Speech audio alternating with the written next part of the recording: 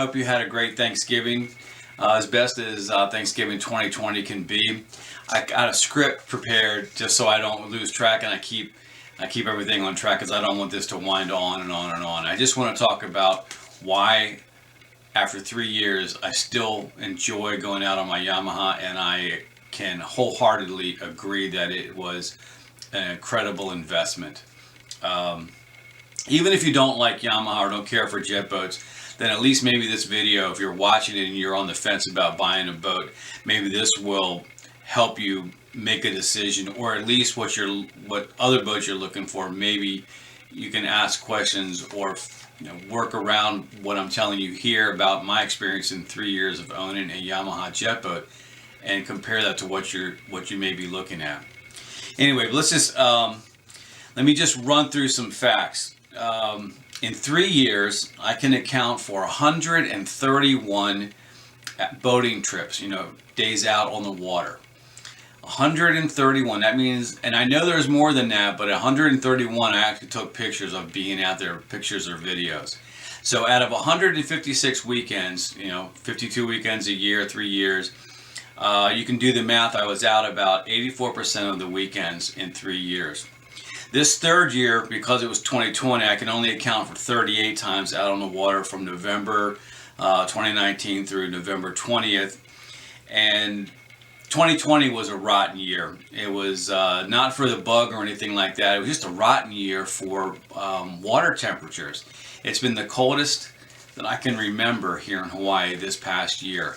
I didn't even get in the water to go snorkeling. The last video I shot where I was actually sitting in the water, that was the only time I actually got in the water up to my neck deep, because the water's been so cold, which is so unusual. Even when you have the sandbar, which usually helps heat the water up, but it was just still too cold. Anyway, let's get back to the Yamaha. Some of the technical facts. For every time, for every venture out, I had to start the boat up, and so every venture out is 4 times starting it, and if you multiply that times the 38, you get 152 times. So 152 times I started that boat, and it started every single time. I'm still using the original OEM battery, although one time last year it failed on me because I had left a light on that I didn't, it was I think the VHF radio that I didn't see was still on. Actually, I didn't turn off the damn switch is what it was.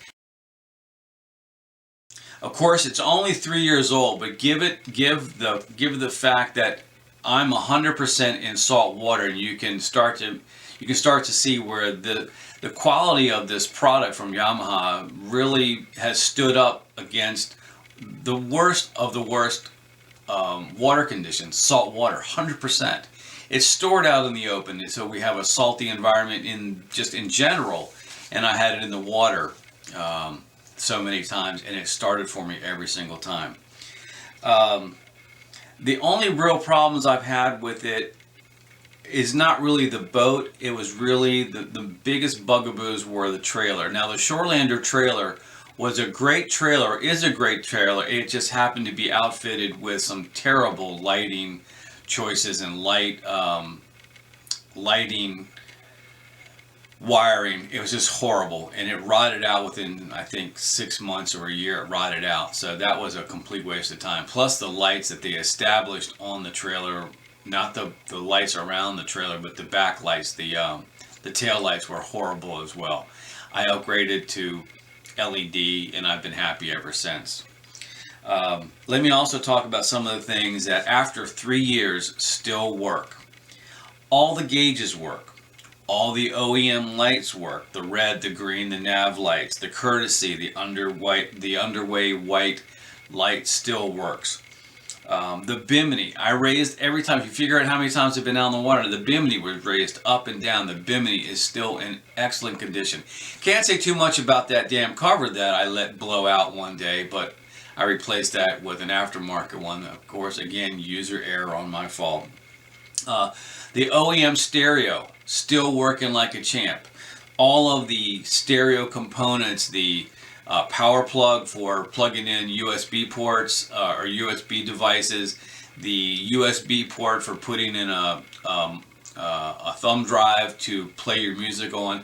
I don't recommend connecting your phone to it. Now remember, this is 2017 and they've upgraded since that. So I can only speak for stuff around the 2017, 18, and I think 18, maybe 19 were similar to the 2017, but you have to look for yourself as what you're getting into if you're buying a new boat. All the speakers are great. They still sound great. It's been washed, as many times as it's been out, it's been washed that many times. I flood the deck, everything gets wet, everything is still working perfectly. There's no rattles and there's no leaks.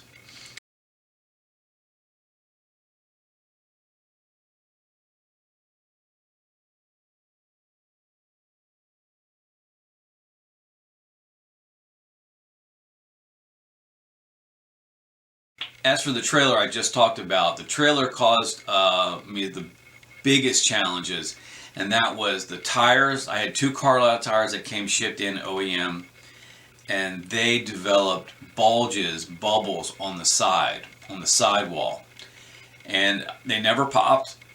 I just had them replaced, and I replaced them, oddly enough, with one Carlisle, and then the other one I cannot remember, but the other one was more stout. And I'm riding around those, and it's been, I forgot how many, it's been at least a year, if not a year and a half, or maybe even 2 by now with those tires on, and everything is fine. One of the things on the trailer, again, it's not the Shorelander trailer, it's the accessories that were attached to the Shorelander, the jack. The jack was a weak link, and again, it broke, and I replaced it, and even the one I have had now, which is a double wheel, much more stout unit, that one is taking a beating, and that's going to need to be replaced again, and that's a West Marine product. Salt water, dipping these things in salt water, no matter how hard you take care of them or how good you take care of them, they do take a beating, and I'm going to have to replace that, and probably within the next 60 days I'm going to have to replace that. The bunks, the trailer bunks, are still in fantastic condition. No matter, they've been dipped in salt water so many times. I did put together a trailer wash system, but the trailer wash system does not wash down the bunks once the boat is on the rack. So the winch still works, the strap still works. What can I say? The Shorelander trailer, its physical self, works great. It's also galvanized. I know some guys that had out here in Hawaii that I actually met that are picking up a couple of Yamahas, and I think one of them told me that he couldn't get a galvanized trailer for it, but he's going to do it anyway because the boat suits his needs so well. And that brings me to, if you're a beginning boater, you need to consider a lot of things, but the main thing is its reliability. That's the main thing for me. Will it start when I go to check it in the morning before I even take it out to the water? Will it start? Double check that. Will it start at the ramp? Will it start when I turn it off out in the water? And will it start again when I need to wash it down? Those are the 3, that's what I needed to do. Other than that, it's got great performance. It does everything really well. Let me get back to the performance. It's an inline 4-stroke 1800cc motor. It's the one I have on the 19, the SX, is a naturally aspirated one. I could not get the the supercharged one, and I probably would not have got the supercharged one because I'm not really interested in top speed anymore. I'm just interested in reliability and also ease of maintenance, and I know superchargers and turbos need a little bit more care and maintenance than I want to do. So the fact that it takes regular gas is another great thing. That's what I also love about it. And the one I have, the one from California, which is the 4-star energy model or something like that, it really is a gas sipper. It's amazing how much I can go without ever having to fill it up. However, I do fill it up because I do keep the tank full. So I can't tell you how much I've used per outing, because when it gets down, I fill it back up, because when things sit, it develops. You can get condensation inside your gas tank, and you don't want these boats developing a puddle of water in the bottom of the gas tank. So I constantly keep it filled. The last thing I want to touch on, which is one of the greatest things about the Yamaha boat, besides its reliability and its performance, is that for the SX190, it's been a basic package. And it's a basic package that, even though it is basic, if you buy it from your dealer, you can go drop it in the water right now, take it somewhere, go fill it with gas, drop it in the water, and have a blast on it. You don't need anything else other than life jackets. You may need to also get an anchor. I don't think they come with anchor and rope. You need to get that. But other than that, it's ready to go right off the dealer's showroom floor. But for people who watch this channel, most of us are probably guys that like to tinker and do modifications to things, and we're all probably very handy. So right here on this side, this side, this side, I'm going to put a list of all the things that I've done to the boat in the past 3 years. These are all the mods I have done. So I'm going to go through them. I put in 2 sets of exterior deck lights. I put a light in the cubby locker. Lights in the holds, front and rear. Light in the engine compartment. I put a Garmin GPS plotter, depth finder, fish finder. Put a standard Horizon VHF radio and a stubby antenna. Dual battery system, Blue Seas dual battery kit, Blue Seas fused terminal bus for the accessories, fore and aft fender cleats. That last one, the one on the back end of the boat, that sailing cleat, that was, for me, I've seen other people do other things, but that thing for me works perfectly. That was a great addition to the ability to do solo boating. I've added accessory storage nets in different areas to store stuff, because when people are on the boat, all of a sudden things get a little tight. So I got some storage areas that are not part of the boat, like the storage nets. You can check out the videos for that. I swapped out the cup holders for fishing rod holders. I swapped out the 2 on the back deck and the 1 cup holder that's on the co-pilot side behind the co-pilot seat. A Magma grill. The Magma grill fits in the boat perfectly. If you watch the video about that, I've started taking the seat out, which is another great thing about the Yamaha. You can, if you buy one of the ones that has the used seating, that's great. But if you buy the one that has the other captain's chair, like on the SX190, you can remove it. You can take it out, keep it home, and you'll have that extra space to store a cooler. It's not perfect because you've got this little lump on the floor where the stem for the chair went through, but I worked around it. It worked perfectly. It actually allowed me to sleep on the boat more comfortably by having that area open. But back to the things I added to it. I added a spare tire and carrier. Now that's something that maybe shorelanders should be doing, but they don't. So they leave it off and you'll have to get your own, and I recommend getting it. Custom trailer washdown kit.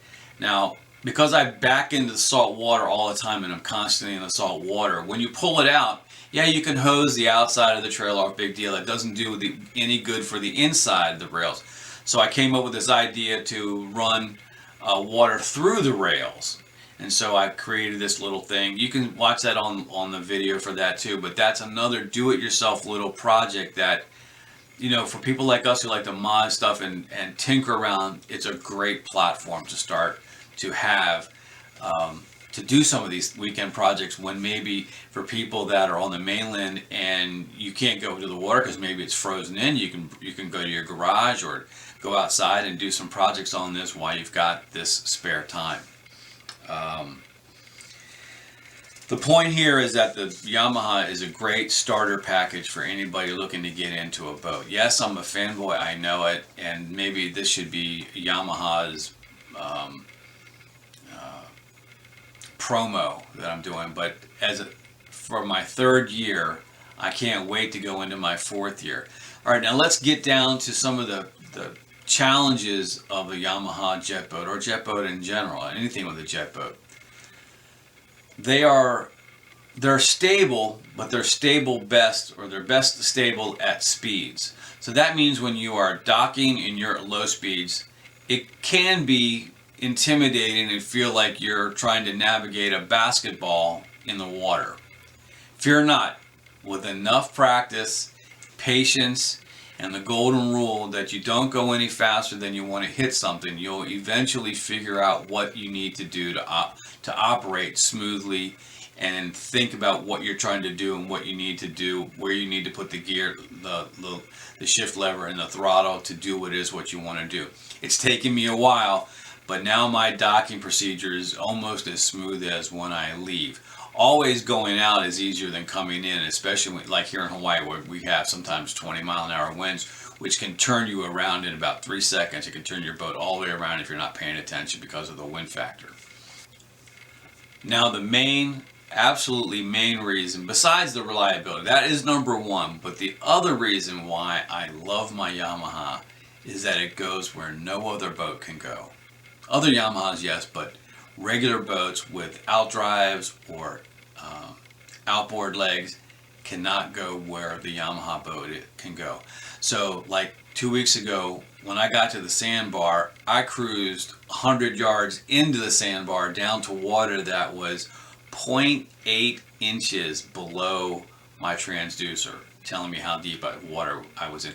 I was probably actually in a foot of water, but the transducer, which is a little lower than the keel of the boat, said I was in 0.8, and I was able to cruise in the no wake speed, way in, got off the boat. Bree is able to walk around in water that she didn't have to swim from a deep area in to go frolic around on the sandbar. We left everybody 100 yards out on the sandbar in deep water, which they had to swim into to get to be able to walk around on the sandbar.